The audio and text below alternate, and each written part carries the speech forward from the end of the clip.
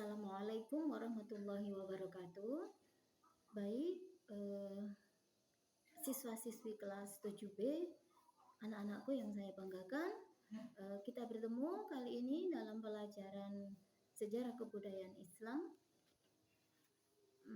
Mari pelajaran kita hari ini kita buka bersama dengan pembacaan suratul Fatihah, yang mana kita berharap semoga belajar kita hari ini membawa manfaat, menjadikan ilmu yang bermanfaat, barokah fitini wa dunya hatta al-akhirah.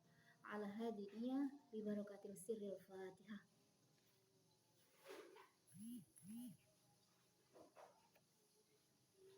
Amin. Terima kasih. Baik, kali ini kita akan membahas tentang perkembangan Islam masa Khulafaur Rasyidin.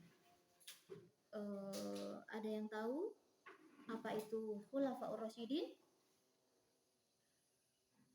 Belum ya? Baik, akan Ibu jelaskan perlahan-lahan. Oke.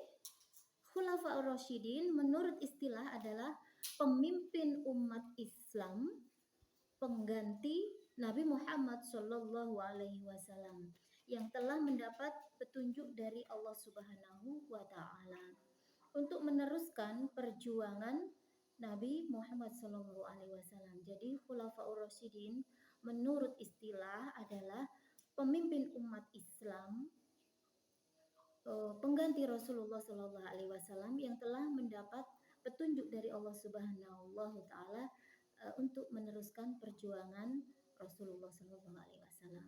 Sedangkan menurut bahasa, Khulafaur Rasyidin berasal dari bahasa Arab. Yang pertama adalah kata khalifah yang artinya pengganti, dan yang kedua adalah ar-rasyid yang artinya adalah pemimpin atau penguasa yang mendapat petunjuk. Jadi Khulafaur Rasyidin menurut bahasa adalah orang yang ditunjuk sebagai pengganti, pemimpin atau penguasa yang mendapat petunjuk dari Allah Subhanahu wa Ta'ala. Nah, Khulafaur Rasyidin ini sendiri atau khalifah ada 4 orang yang terdiri dari 4 sahabat Rasulullah Shallallahu Alaihi Wasallam. Yang pertama adalah Khalifah Abu Bakar As-Siddiq. Yang kedua adalah Umar bin Khattab. Yang ketiga Utsman bin Affan, dan Khalifah yang terakhir adalah Ali bin Abi Thalib. Khulafaur Rasyidin ini didasarkan pada saat Rasulullah sedang sakit. Jadi Khulafaur Rasyidin ini ada, khalifah ini ada, itu berdasarkan dari hadis Rasulullah Shallallahu Alaihi Wasallam yang mana menyebutkan bahwa umat Islam suatu saat akan terpecah menjadi 73 golongan, dan yang selamat adalah mereka yang mengikuti petunjuk dari sahabat, para sahabat yang mendapat petunjuk, atau umat Islam yang mengikuti Khulafaur Rasyidin, begitu ya.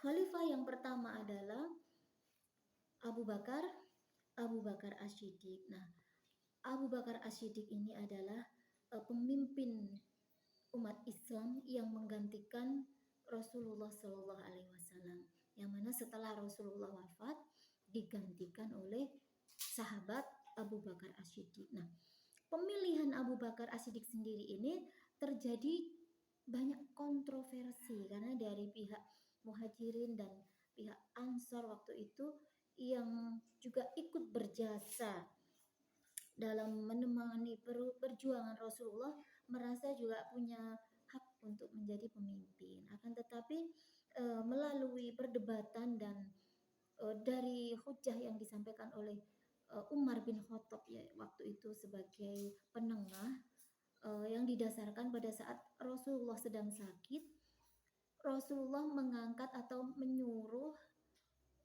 Abu Abu Bakar As-Siddiq sebagai pengganti beliau dalam mengimami sholat. Jadi pada saat Rasulullah sakit, selama 4 hari sudah beliau tidak kuat untuk menjadi imam sholat, maka Rasulullah meminta untuk Abu Bakar menggantikan Rasulullah sebagai imam sholat. Nah, atas dasar inilah pendapat dari Umar bin Khattab yang digunakan bahwa Abu Bakar yang layak dijadikan khalifah pengganti Rasulullah, yaitu khalifah pertama.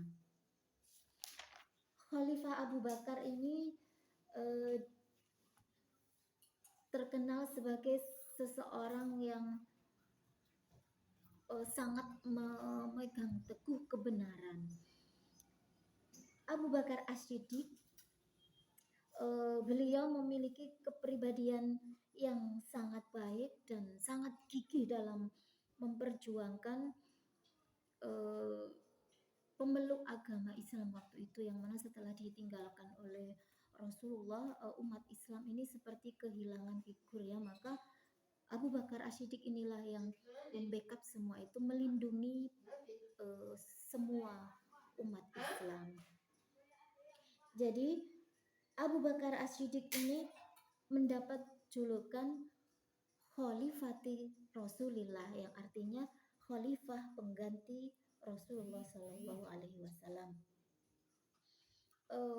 Adapun sebab-sebab kenapa Abu Bakar ini dipilih sebagai khalifah, antara lain yang pertama, beliau adalah orang pertama yang mengakui peristiwa Isra Mi'raj.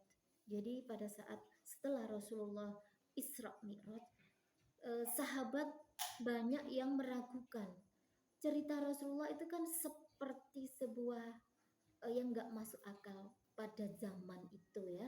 Bagaimana seorang manusia bisa melakukan perjalanan dari Mekah ke Baitul Maqdis ya selama 1 malam. Nah, pada zaman itu kan belum ada pesawat, tidak ada sahabat yang percaya, bahkan umat Islam waktu itu serta-merta berkurang separuh, karena seolah-olah Nabi Muhammad itu kok menceritakan sesuatu yang bohong, yang tidak masuk akal. Maka pada saat itu yang membela Rasulullah adalah Abu Bakar As-Siddiq, yang menyatakan bahwa saya percaya semua yang disampaikan oleh Nabi Muhammad SAW.